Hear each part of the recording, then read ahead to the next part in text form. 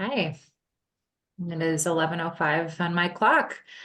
So welcome everybody. We're super excited to host you today for another series in our educational seminar series that is made possible by our generous funders from the National Child Traumatic Stress Network, as well as SAMHSA.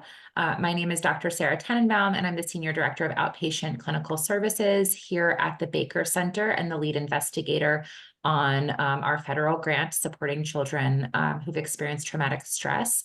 And I'm super excited to get to introduce our presenters today, two incredible staff clinicians that we have on our team, Liz Garant and Jamie Shore, and they're going to walk us through all the things you need to know about anxiety for the next 45 minutes.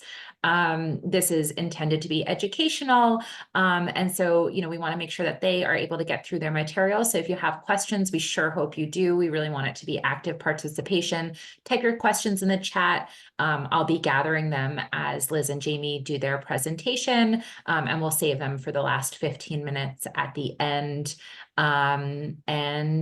We look forward to learning from Liz and Jamie. All of this will be recorded, available on our website, and check out some of our social media for some more helpful information.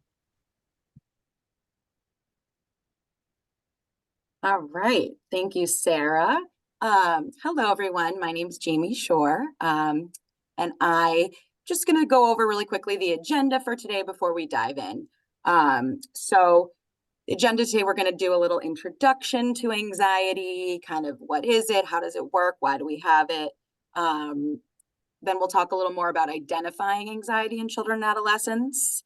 We'll go into talking about treatment, evidence-based treatment that we offer here and kind of what to look for, and then how to access some additional supports for children who are or adolescents who are having anxiety, struggling with anxiety. So with that being said, we will get started. All right, awesome. So just talking a little bit about the scope of the problem. Some statistics here about anxiety disorders in children and adolescents. 10 to 20% of children and adolescents suffer from anxiety disorders, and only 20% of children receive appropriate treatment for anxiety. It's also important to note is that youth anxiety does increase the risk of educational underachievement in young adults and functional impairment in areas like health, social relationships, or work in adulthood. So why do we feel anxiety? Why do some people feel it more than others? Everyone's programmed to feel anxiety, to feel fearful. Some people are going to have more of a biological predisposition to feel excessive anxiety that can get in the way. So I'm sure a lot of you have heard of kind of this nature versus nurture model here, where we have nature as kind of the genes and hereditary factors, personality characteristics, things like that. And then nurture is more the environmental variables, child experiences, how we were raised, social relationships. So anxiety doesn't come 100% from one cause. It's a combination of biology, environmental factors like inadvertent reinforcement from others, individual traits, and past experiences like having a more inhibited temperament or early experiences with low levels of control over one's environment. We also know that factors that may lead to the development of anxiety disorder include witnessing or experiencing a traumatic event, increased stress buildup in daily life, and previous diagnoses of other mental health disorders increases that risk. So we're not going to go into the detail of all of the different types of anxiety disorders today. Just to review, anxiety disorder is this kind of umbrella term that refers to several different types of anxiety disorders that we have listed here underneath the umbrella. So as you can see, there are multiple different kinds, and children and adolescents, it's not uncommon for them to have more than one, have an overlap in anxiety disorders. All right, so what is anxiety? Just to start off, anxiety is a normal emotion, something that we all experience, and it's there because it helps us to cope with difficult, challenging, or dangerous situations. So anxiety really is this fight or flight response, which is a built-in system in all humans, which is there to alert us of danger, and it enables us to respond appropriately to danger. So for example, if there was a bear walking towards you on your hike, I would want you to feel anxious so that you would be alerted of the danger. I know, it just beeps all the So that you would be alerted of the danger and act accordingly to survive. So there's these three parts of anxiety and the fight or flight system. It's kind of what we feel, our bodily sensations. So you can see in this kind of graphic here, dilated pupils, pale or flushed skin, a rapid heartbeat, trembling, shakiness, chest tightness, stomach upset. Those are all physiological signs as our body kind of increases oxygen blood flow to help us either get out of there, flee, or to fight what the danger is. Second part is what we think, our thoughts. So these are generally going to be thoughts in around the theme that something bad is likely going to happen, that bad thing would be really terrible, and that I would be unable to handle it. So it's really this over prediction of negative events and an under predicting of your ability to cope with those events. And then the last piece, what we do, our behaviors or actions. Really common behavioral response to anxiety is avoidance. So really just getting kind of limiting our exposure or access to the things that cause that anxiety, and anything that really reduces it in the short term. So there can be more behaviors that we'll talk a little bit more about as we continue on.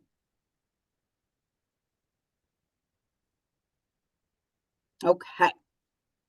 So it's important to note we don't want to get rid of anxiety. It's an important emotion. We need it, right? It's key to our survival. However, the fight or flight system is sometimes unnecessarily triggered. So that's where we come into this discussion about true alarms versus false alarms. So we experience anxiety when we perceive or think that we're in danger. This response is really great when there is actual danger, but it does become a problem when that perceived danger is not actually dangerous, right? Like talking to other kids or doing a piano recital, seeing a dog, things like that. So anxiety is like our body's alarm system, and it functions like a smoke alarm where, right, again, it protects us when there's an actual fire. We want it to go off, but when it's too sensitive and it goes off when there's not actually a fire, it can really be annoying and also get in the way. So like a smoke alarm, anxiety, really helpful and adaptive when it works right. But when it goes off, if there's no real danger, it's not only scary, it's also very exhausting, and it really prevents us from participating in life. So it's important in treatment to both help kids to recognize when an alarm is a true alarm or a false alarm, and then reduce the frequency of those false alarms, which helps to bring the anxiety down to a more manageable level. Okay, I'm going to talk about the cycle of anxiety here. So anxiety is usually maintained by avoidance. So when anxiety is triggered, the feelings and thoughts are really uncomfortable and scary, which kind of fuels this desire to get rid of them as fast as possible, right?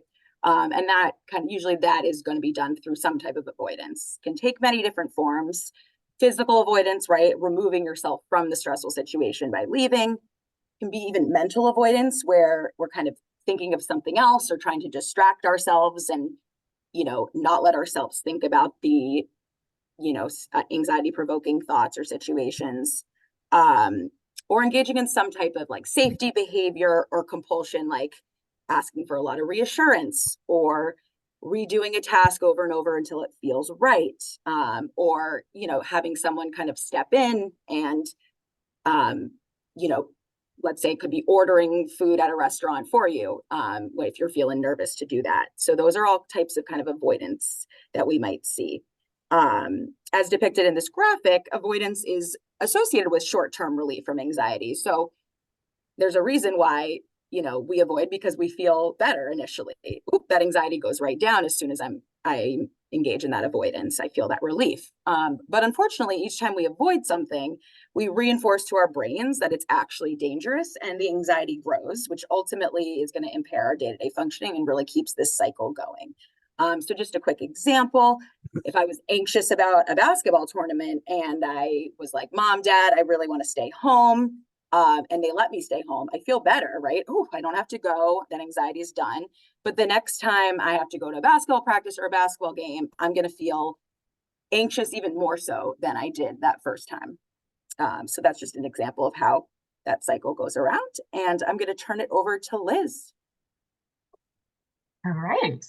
So when we think about recognizing anxiety across childhood, it's really important to note that whether your child is experiencing a true alarm, so that bear in the corner of the room, or a false alarm, it feels really real. It feels the same for kids.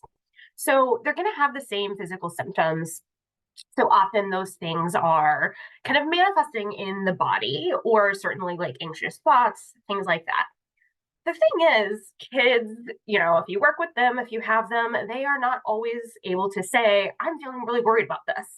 I mean, that's where the behavioral observations are really, really powerful, because while some kids are certainly going to ask kind of repetitive questions, or they're going to say, I'm feeling really nervous, they might present us sort of the stereotypical, like, clinging, really afraid. Oftentimes kids actually present very differently when they have anxiety. So really looking for those behavioral pieces. So for example, if your child every morning is saying they have a stomach ache, or they're kind of hiding behind you when you go to a new place, those are probably signs your child is feeling worried. Irritability is also a big one. Certainly sometimes kids say, I don't feel worried, I am mad, or I just don't like this. It's boring, it's not fun, so I'm not going to go. Those are also really good markers that your child might be feeling some anxiety actually about going to these different settings. And that's where the avoidance is a really big one. So being able to kind of know, what are things that my child is consistently avoiding? And is that actually something they might be worried about? Kids also might be kind of increasingly argumentative. They might come up with many, many excuses or reasons not to go or try new things. So understanding what behavioral patterns and cues for that child that might be signaling they're anxious is kind of a really important first step. So let's talk about anxiety across development. Recognizing that there are some worries, passing worries that are really developmentally expected versus worries that are more consistent. So when we think of worries, they're typically related to cognitive development, and they kind of shift as our thinking and cognitive pieces change from concrete to abstract fears. So for younger kind of infants, toddlers, often those anxiety worries are around loud noises or strangers, separation, large objects. Preschoolers, it's starting to turn into kind of imaginary characters or the unknown. And then when we hit adolescence, we're really hitting more realistic fears typically. Peer rejection and exclusion, academic performance, or like sports performance, mistakes in general, kind of future-oriented worries, death, or like physical injury or health. This is not to say that older kids can't have more concrete fears or phobias, but typically that topic of worry is kind of shifting across development. So when should you seek treatment? Because as Jamie kind of mentioned, everyone has worry, everyone has anxiety. The pieces that really stand out for when it's kind of bigger than like passing worry is when that worry is excessive and it's persistent, and it's starting to interfere with daily life and might be causing distress. So there are two kids here on the slides. We have Emma, who's 6, and Zach, who's 9. So when you look at these two kids, I'd like you to think which one maybe is having worry that's a little more persistent and would benefit from treatment. So we have Emma, who had a bad day at school. Her friend broke her favorite art project, which is a huge bummer. She's worried about a spelling test tomorrow. When she watches scary shows on TV, she gets a little bit afraid, and she asks to be tucked in at night, and she loves a good bedtime story with her parents. Then we have Zach, who has been scared of the dark since about age 6. He's crying, he's stalling at bedtime. He really needs the lights turned on, the door cracked at a certain amount. He's calling out to his parents. He's having his parents kind of check under the bed, check the closet. Those fears are pretty persistent. Like, he's afraid of the dark even during the day. And it's impairing for him because he can't go to sleepovers. He won't go to sleepaway camp. Can't stay with a sitter. And there's a lot of arguments and kind of irritability at home. So between these two kids, certainly Emma has some worries. They're pretty passing.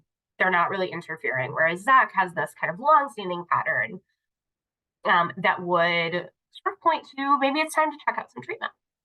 So as Jamie kind of mentioned, a lot of kids have anxiety. Not a lot of kids are actually getting really effective treatment for anxiety. So when we look at treatment, we're really focusing on evidence-based practices, which are treatments that have been tested through clinical research and found to be really effective. So there are certainly a couple different kinds of evidence-based practices for anxiety. Cognitive behavioral therapy is what we're going to focus on today. It's usually an individual treatment.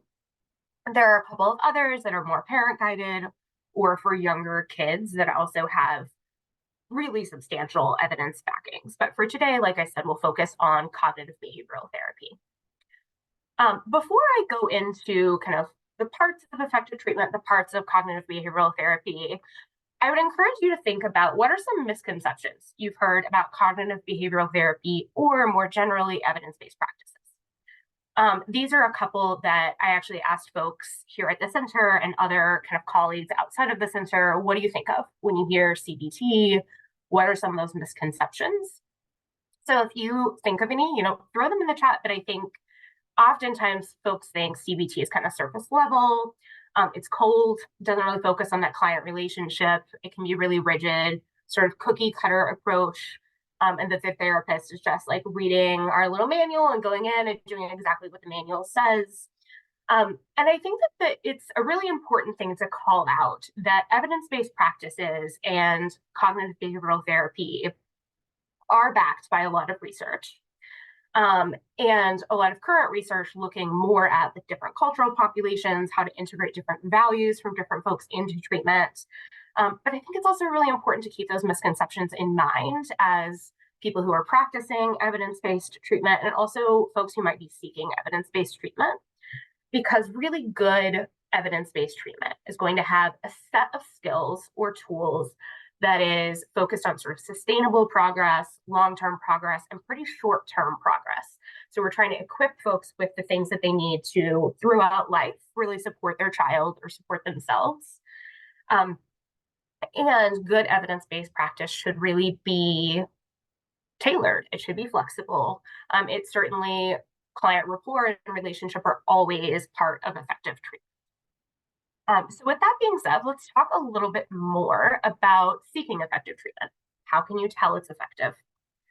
So part of effective treatment is always going to be a thorough diagnostic assessment. So that should look like a clinical interview with child and caregivers, validated questionnaires completed by the child, the caregivers, and if it's applicable, teachers. There should also be a feedback session that is really kind of transparent. You're reviewing specific recommendations, what the diagnoses mean, what treatment will look like. When you're looking at treatment and treatment components, specifically of cognitive behavioral therapy, you should look for a clinician that has specific treatment in CBT or whatever evidence-based treatment you're seeking or have been recommended. And each kind of component of treatment should include a caregiver portion so that they're learning the same materials as the child, and they can really support them with skill use and kind of effective ways to respond to anxiety. Treatment should also help caregivers address things that might be interfering with effective treatment, like not doing take-home activities. Hey, every time I try to get my kid to do something for therapy, there's a huge argument. That should be part of good evidence-based treatment. And you're also looking specifically for cognitive behavioral therapy. It should be really skill-based. There should always be some psychoeducation about anxiety, what it looks like for your child. There should be components of exposure, some cognitive restructuring and relaxation training, which Jamie will go into in a minute. And there should always be those take-home activities where, the work is really happening outside of session. And there should be progress monitoring, meaning what are the metrics that we're looking at to show treatment is actually working and that it is evidence-based. So I will turn it over to Jamie to talk more about CBT. All right, awesome. Thank you, Liz. So cognitive behavioral therapy, just going to go into an overview, and then we'll go into some more detailed components of CBT. So cognitive behavioral therapy, also known as CBT, is this short-term evidence-based treatment, and we use it for many different diagnoses or problems. Anxiety is one of them.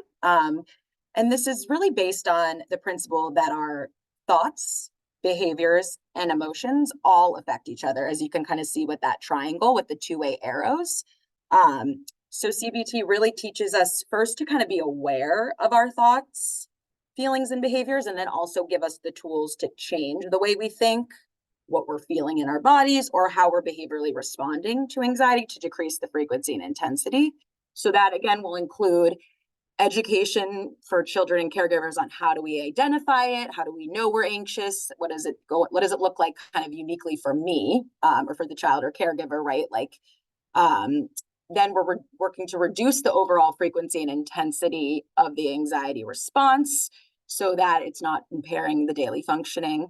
We're working to decrease both maladaptive behaviors and also thinking patterns, and then really working to help the child learn new ways of coping with stressful situations and negative emotions. So one big component of CBT for anxiety is something that we call exposure or bravery practice. So what this entails is basically gradually facing feared situations to teach the brain and the body that we're not in danger, we can handle the situation, and that our anxiety doesn't last forever. It actually will eventually go down. So what does it look like? How do we get to, exposure bravery practice? You're going to start with something we call a fear thermometer, which is really the scalar rating of anxiety, where we kind of do a 0 to 10 scale and make that really individualized to the client. 0 being no anxiety, 10 being the most anxiety. And then we have this shared language, this rating system. Then we'll work with kids and caregivers on creating a fear hierarchy or a bravery ladder. And that is a list of kind of feared situations related to that kind of core fear that we're working on. And we put those gradually in order of like least anxiety provoking to most anxiety provoking. So if you can see this example on the screen, this is an example of a bravery ladder for kiddo who's having performance anxiety. So their kind of lowest anxiety provoking task is just performing at home in front of mom or dad and performing for a friend, family gathering, and then eventually playing the recital is the most anxiety provoking. So what we do is work with kids and caregivers to slowly expose themselves to these situations, both in session and out of session, which really teaches us that the more we face our fear and it turns out okay, the more our brain and body will settle down and that fear alarm will get quieter. We also really learn that we can tolerate the anxiety, even though it's uncomfortable, that we don't have to associate it with danger in that same way. So again, practices, it's really important that they're going on in session, but a lot of the work goes on out of session as well. So there should be, clinicians should be working with kids and caregivers on what are you doing to do your bravery practice outside of session, how many times, going through, some troubleshooting of what might get in the way, and things like that. That really just helps to generalize the skills to real life situations, and then doing some processing after the fact as well, which is really praising the child for using, for being brave and facing their fears, reflecting on their fear ratings. Did they go down while they did the exposure? Did the consequences that we thought were going to happen, did my fears kind of come true? Did I cope with this? Just to do some kind of processing after the fact. And there's 3 different kind of types of exposures. There's in vivo, which is real life exposure to a situation, which might be, going and introducing myself to a new child on the playground, or looking at pictures of or videos of needles, things, or injections, things like that. Then there's this imaginal, which we'll use usually when it's harder to kind of replicate exposure to a real fear, or we don't necessarily want to do that. We can do this imaginal exposure where we write stories that kind of visualize and picture the feared situation, or interoceptive. And that's really exposing kids to those sensations that we feel in when our fight or flight system is activated, that start to oftentimes feel really scary because they're uncomfortable. So we'll work with kids on like slowly practicing feeling dizzy or feeling that heart racing and learning to kind of, you know, break that connection between the sensation and danger. So another part of CBT for anxiety that is important is this cognitive restructuring component. So what we think about here, cognitive meaning thoughts, we're really focusing on teaching kids the ways that that thoughts affect our feelings and behaviors. So we're starting with really awareness of thoughts and the effects, right? So like slowing down, recognizing the thoughts that accompany that anxiety and seeing how anxious thoughts are often really unrealistic, inaccurate, or unhelpful.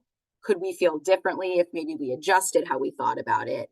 So really teaching kids that there's kind of more than one way to look at a situation. For that, we'll use tools like thought logs. So really we can reflect back and look at, okay, what are my anxious thoughts? What's happening after? We can really get that data.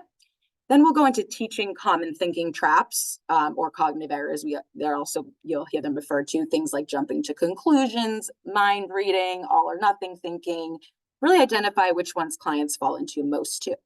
And then with that, using this detective thinking skill where we really think like a detective and look for clues that support or don't support our anxious thoughts. So is there evidence to support this thought? What's happened to me in the past when I've had this worry? Is there another way to look at the situation? What's the worst thing that could happen? Things like that. And then finally, we work to reframe and modify the anxious thoughts and really kind of change it to be more accurate and more calm. So that might be changing an initial worry thought of that sound is definitely someone breaking into our house. And then going through these steps and kind of changing and adjusting it to the house makes a lot of sounds at night and it's probably the old floorboards or mom and dad walking around. This does take a lot of ongoing practice and to really like start shifting the way that we're thinking about things. And it's not something that's you're gonna see that immediate relief with. But it definitely is something that helps and accompanies that exposure practice in the long run. Okay, and then this final part that we'll talk about here for treatment is the relaxation training, and that's really more focused on the physiological symptoms of anxiety as well. So what can we do to reduce those symptoms of the body stress response? So things like diaphragmatic breathing, which is this controlled breathing that really regulates our respiration, slows down our breathing, helps to modify our heart rate and our breath. Progressive muscle relaxation, which is this systematically tensing and releasing different muscle groups to reduce muscle tension and leave them in a relaxed state. And guided imagery, which is like a little mini mind vacation using visualization. Kind of think of a relaxing scene or a favorable scene in detail, go through kind of like the descriptions, what are like the five senses, what do I see in this place, what do I smell, what do I hear, things like that. And these relaxation skills can help really to calm the mind to give better access to coping skills. They also can be helpful with just day-to-day stress. And sometimes can be helpful if youth feel unable to initiate an exposure practice due to strong physiological responses. With relaxation training, it's really going to be a matter of like trying different things out and figuring out what works best. Some kids are going to really love the guided imagery and hate the breathing, and some might feel differently. So you can combine all three, but also it's really just about finding kind of one that works best that the child or adolescent is willing to fall back on. All right, going to turn it back over to Liz now to finish us off and talk about some supports for anxious kiddos. Yeah, so if you have an anxious child, you are probably noticing, it is hard to know, like, how do I support you? And it's also really hard to see our kids anxious or uncomfortable. So some strategies for supporting kids. A big one is positive reinforcement for brave behavior. So when your child is approaching that thing that's making them uncomfortable rather than avoiding it, giving that specific praise, like, great job using a loud voice, or I love that you tried something new today. You can also use a reward system for brief behaviors. That's a really common part of treatment, particularly because doing exposures are really tough for kids because we're asking them to actually approach things that they've often been avoiding for years and feel anxious, which is not a super comfortable feeling if you've ever been anxious. We're also looking for kind of supportive statements, which I will talk about in a bit with some more detail. You can also model brave coping behavior. So, for example, I have a big presentation at work today and I'm feeling nervous, but I know I can get through it. I'm letting them know that everyone feels nervous and it is okay. Also supporting your child gradually facing their fears. So again, if your child is in therapy, really being on board and helping them kind of live that exposure lifestyle, meaning how can you embed the practices that they're learning in treatment into your daily life? How can you help them approach rather than avoid? Reducing accommodations, which are things that you might be doing to reduce anxiety that are actually kind of long-term maintaining that anxiety. And then also giving your child control and choices around age-appropriate decisions. So that might be, we are going to try a new food today. Would you like an apple or a pear? Or you're going to have a quick tuck in, do you want mom or dad? Or, grandma or mom. So giving those choices there. So digging in a little bit more to accommodation, because I think this is an important part to understand for caregivers. Family accommodation is really common. So about 95% of anxious children, their caregivers are accommodating in some way. So accommodation is a really common feature, and it refers to anything that you might be doing or things you might not be doing that are really aimed at reducing your child's anxiety.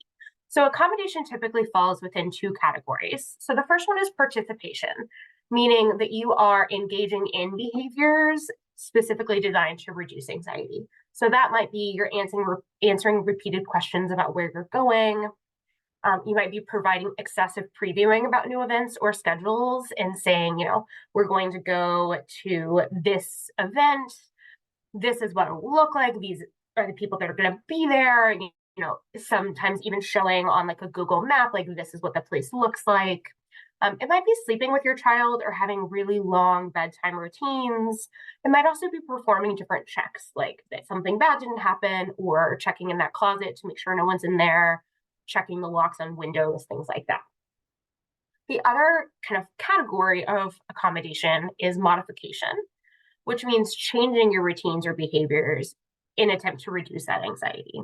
So that could be maintaining a really rigid schedule, coming home from work a little bit early, sometimes even avoiding a date night with your partner because your child is really afraid to be left alone with a sitter or can't be tucked in by someone other than you.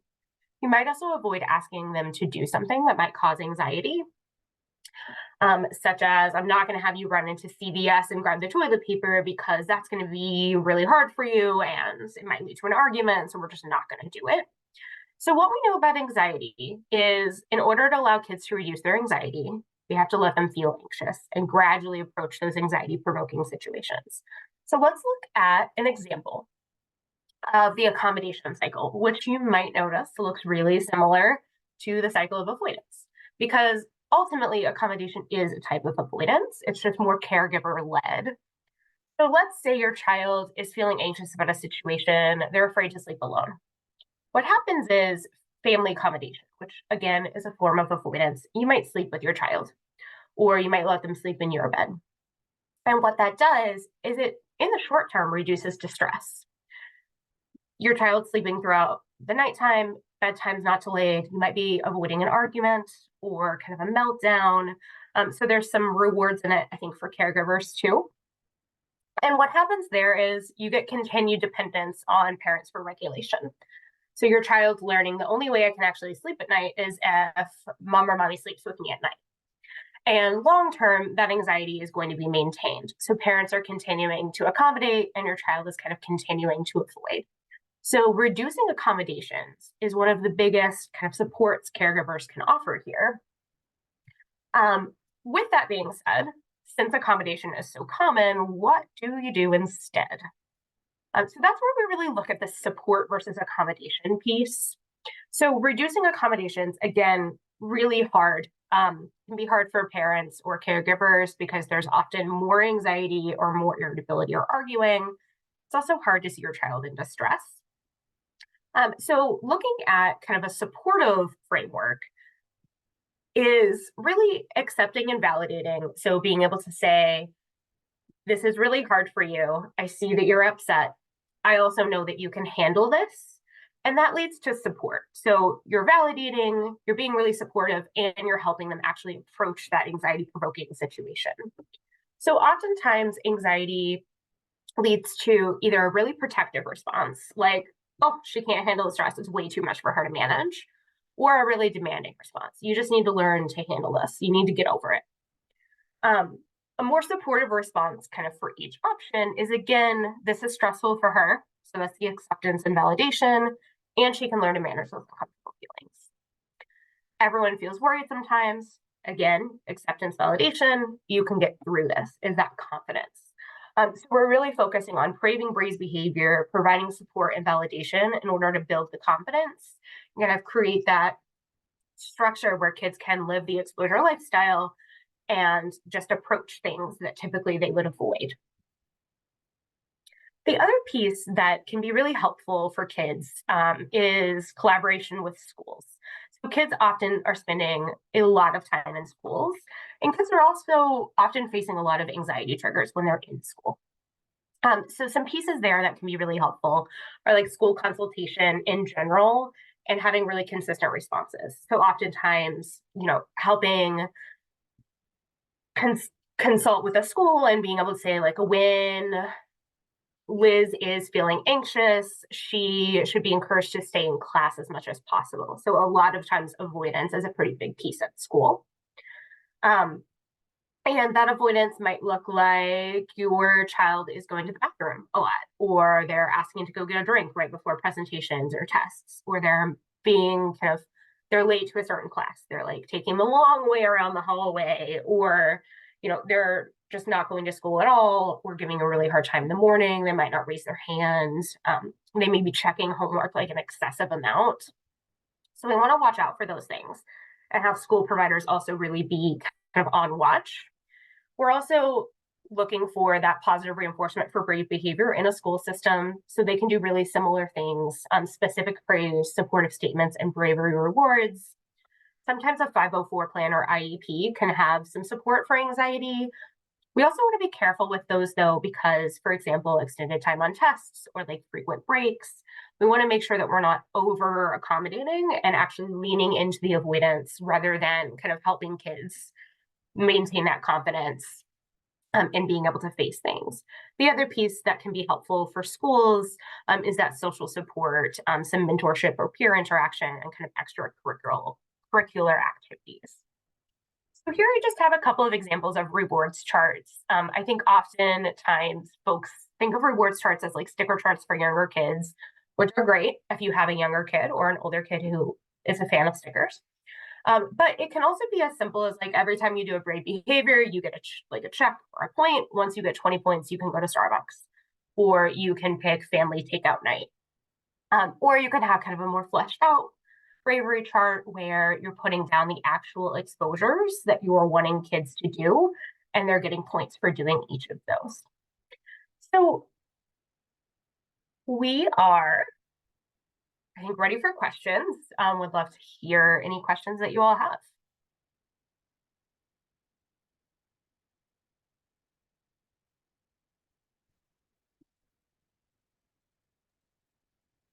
Can I ask a question? So you're talking about removing accommodations, and I'll say that the sleep one certainly rings true to our family. What can you give us some more ideas of how to reduce accommodations without feeling punitive? Yeah, I think that is a really good question. And similar to the idea of exposures, when you're reducing accommodations, it should be gradual. So if your child is sleeping in the bed with you every single night, all of a sudden being like, you're out of here, you're sleeping in your own room all night, lights off, no tuck in, like nothing like that, it's going to be way too much.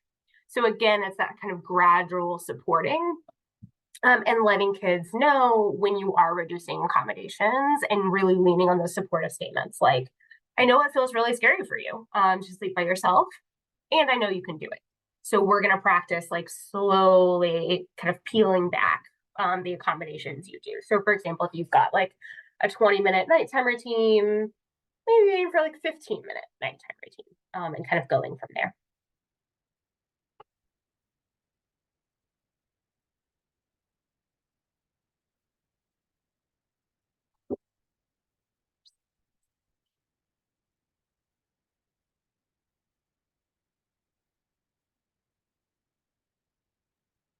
So I'm seeing one in the chat. Couple in the chat. The first of how parents with their own anxiety should grapple with their own anxiety responses to their child's anxiety and anxiety kind of behaviors so they can be more calm and strategic.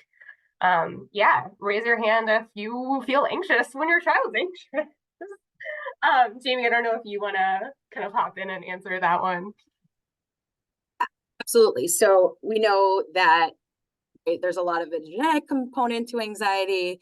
A lot of times our anxious kiddos are coming from anxious parents. And I think what's really helpful to remember in these moments for parents is that even though it feels uncomfortable because the child seems to be in distress, they're upset if we're, having them kind of be exposed to those triggers, that anxiety, that we're actually really helping them grow in the long run. So reminding ourselves that like when I do provide those accommodations, whether that's that reassurance or I'm kind of allowing them to miss something that's making them feel nervous, that's actually increasing that anxiety in the long run. The other piece too that is important to remember is that I think a lot of times parents might have the worry that like, oh, this is going to traumatize my child, or this is going to lead them to having significantly more anxiety if I don't respond, or if I don't, give into that, request for an accommodation or whatnot. And that, that education too, of remembering that when we're exposing, kids to their feared scenarios and it's not a dangerous situation, that they can handle that distress, reminding ourselves that that actually helps them to tolerate it and better manage it in the long run. So for that anxiety to improve, we actually need the kiddo to feel anxious.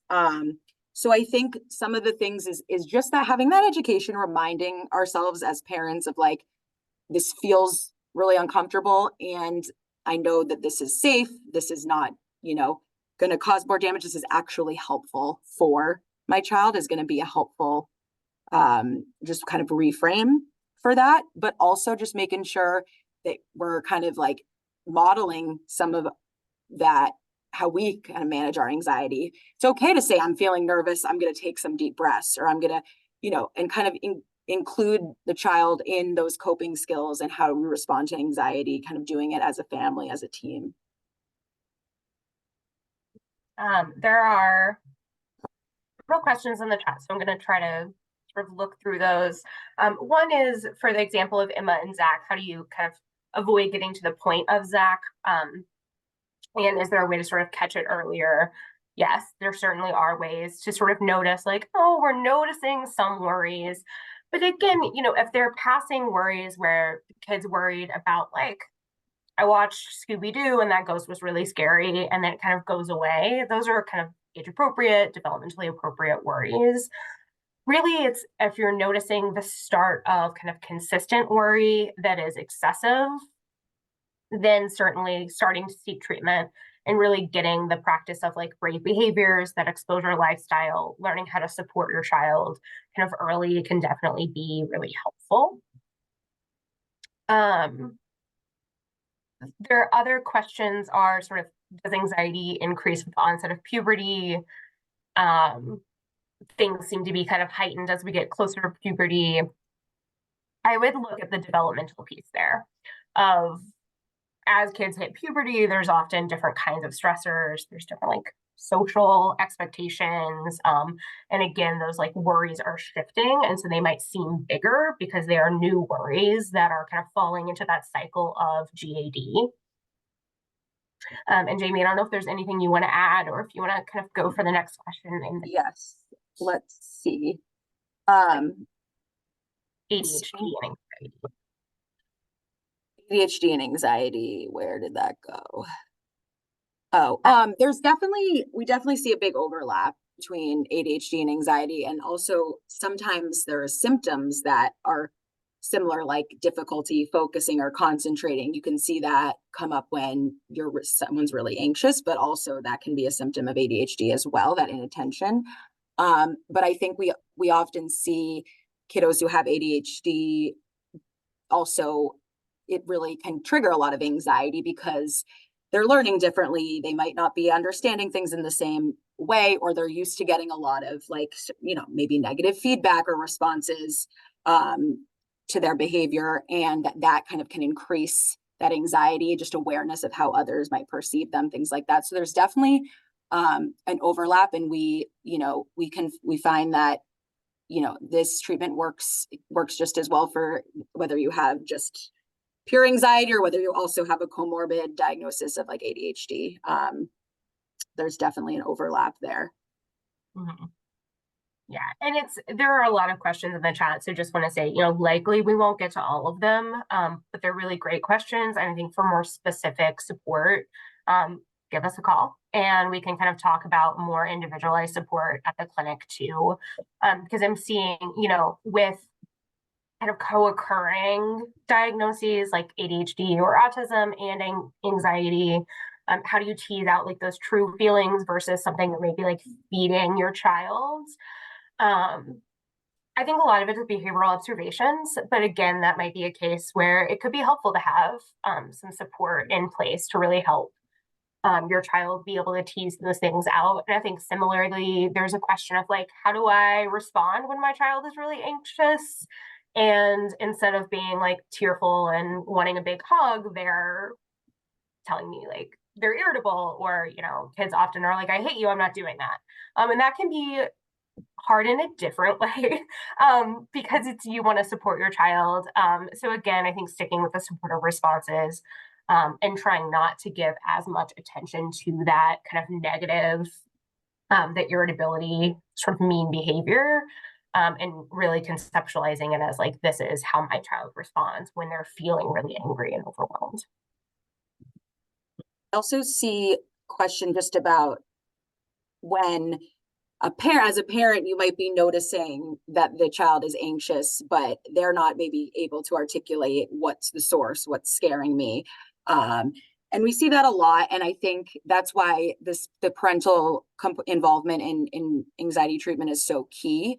I think, first of all, starting off with just kind of noticing, pointing out, kind of describing what you're seeing of like, I'm noticing that your body's really tensing up, or you're starting to breathe faster when there's a dog nearby, like things, just kind of pointing that out for them so that they might be able to, that might help them to be able to identify what that kind of trigger is. But a lot of the times too, parents are the ones who might really know first and be able to identify it. And that's okay as well. We always will consult with parents making that fear hierarchy, because a lot of times kids don't have the insight yet to be able to identify that. And as a parent, you can oftentimes, I think, have an idea of what's going on, where is it stemming from. And then a lot of it is just kind of some trial and error of like, we're going to do some exposures to this. We're going to see how it goes. Oh, wow, that actually, they were totally fine during that. They didn't feel anxious at all. Okay, so then we know maybe that's not causing the same anxiety we thought. And so doing a lot of that kind of just trial and error really helps us to kind of pinpoint those triggers as well. I think that's the other strength of a really thorough diagnostic assessment. I'm seeing a question in the chat of like, how do I tell if there's co-occurring learning challenges or things like ADHD? Where is it avoidance, or is it like the educational material is maybe not tailored? So I think, again, that thorough assessment that really can go through and pinpoint exactly like what you're feeling anxious about, what is the relationship there, can be really, really helpful, and comes up with a treatment plan and approach that is evidence-based and also tailored. And that, again, is another area where school collaboration can be really, really powerful and actually shorten the length of treatment, because we're offering these really evidence-based, effective skills, and we're looping other people in to kind of continue that work in like a school setting and things like that.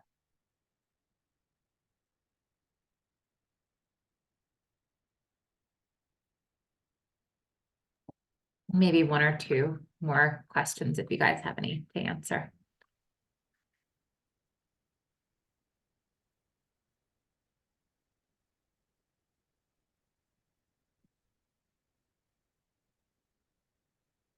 I am seeing just a question about CBT differing from DBT, because I'm not going to go into as much detail about, just because we're not, as thoroughly, I'm not trained thoroughly in DBT in the same way. There's definitely some overlap there as well. I think, DBT really can focus on like managing really strong emotions. It helps with kind of interpersonal skills. There's also like a large group component to DBT that differs a little bit from CBT. That's more individual work. But they're both great and they both have a lot of strengths. And I think, again, it's that assessment process too, of like getting at thorough assessment. They're going to be able to recommend what they think is the most effective treatment for what's kind of the presentation. There's another question in the chat just about like, how do you address anxiety related to sleep and inability to fall asleep? And then that cycle that, like, when they can't fall asleep, kind of perpetuates that cycle of anxiety. I would say, give us a call. I think, again, like being able to do exposures on the things that are causing the anxiety, because, oftentimes anxiety is associated with like difficulty falling asleep, really restless sleep, frequent waking really early in the morning. And with any kid, even without anxiety, poor sleep is not like a solid recipe for success. So being able to address where is anxiety coming from through exposures can kind of address then that difficulty falling asleep and those pieces like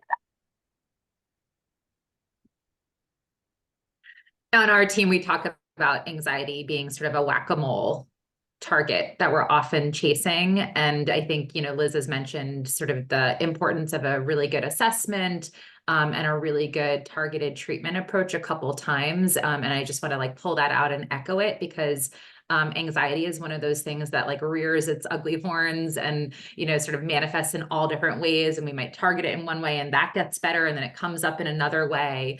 And so really making sure that you have someone sort of outside your family unit and system helping you sort of zoom out, think of things, from a broader perspective and make sure you're fully targeting it, can really help, can feel like a little more work up front, but can help you get to the source of the problem and really address the full problem in a more comprehensive and cohesive way that actually takes less time in the long run. But, so much of what we do in anxiety work is really paradoxical and goes against like all of our instincts as caregivers, as parents, as people who love and want to support kids, to sort of intentionally ask them to get stressed out a little bit in order to be brave. So it is really hard work. It is a little bit of mental gymnastics in our heads to get there. But we're here to sort of hold your hand and walk you through that. So thank you for the really active participation for all of you. Jamie and Liz, what a fantastic talk. You guys did a great job and really sparked a lot of conversation and dialogue and participation. So thank you so much. That was wonderful. I put some links in the chat, how to call us. following us on social media. We have lots of these talks that are available free of charge online. We also write blog posts that Caroline McDonald up there on the top has authored on a number of these topics if you want to dive in a little bit more. And we have some shorter, quippy things about this stuff and quotes from clients where it's really worked on some of our social media. So check out all of those resources. And if you have recommendations or suggestions for other topics you'd like to hear from, our team of clinicians, that would really help us make sure that we're meeting some of the need out there. So thank you all for spending the last hour of the morning with us. Happy noontime. And if you're in the Boston area, stay warm because it is cold out there today and windy. But thanks, Jamie and Liz, for warming us up and brightening up the day with a really lovely talk. And hope everyone has a good rest of the week. Thank you.